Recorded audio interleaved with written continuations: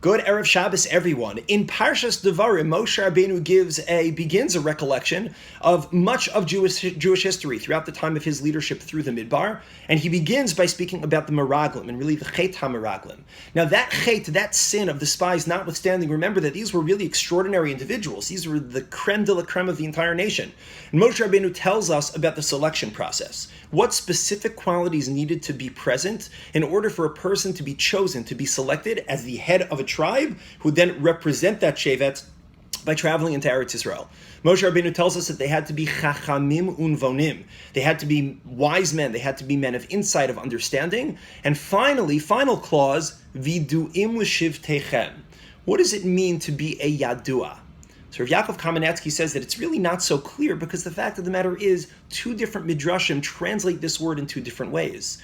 One medrash tells us that yadua means that they were men of dea, they were men of knowledge, which sort of fits the rest of the profile. They were men of wisdom, men of insight, but they also had a very broad knowledge base to be able to draw from. This wasn't just insight about things that they knew not of, but these were men who were very knowledgeable and were capable of offering and sharing wisdom and information or insight that was actually rooted in the knowledge that they had. Another medrash, this is the one quoted by Rashi, says Yadua means known, well known, and that's the term Yiduim l'shivtechem. Yeduim l'shivtechem means that these were people who were known to their tribes, their tribesfolk, their brothers and their sisters. These were people who were recognized. These were people who were already placed on a pedestal. These were people who were already known to be people capable of leadership, and that's why they had been selected for this very, very critical mission.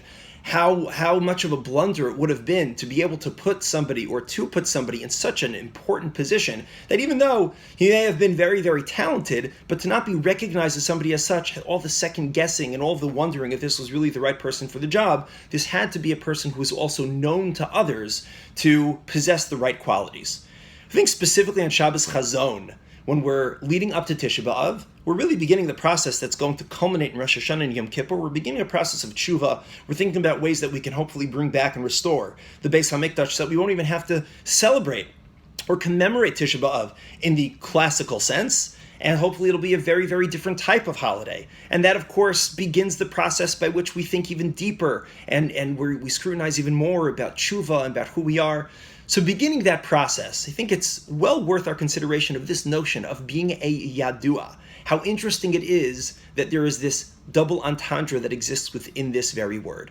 I think sometimes we can size ourselves up and we can say, yeah, I'm a yadua. I'm knowledgeable, I'm helpful, I'm insightful, I'm considerate, I'm responsible, I'm dependable. The question is, am I also yadua? Am I known for those qualities? Are these things, is this self-reflection or is this self-definition one that exists only within my own head? Or is this something that indeed other people would also share of me?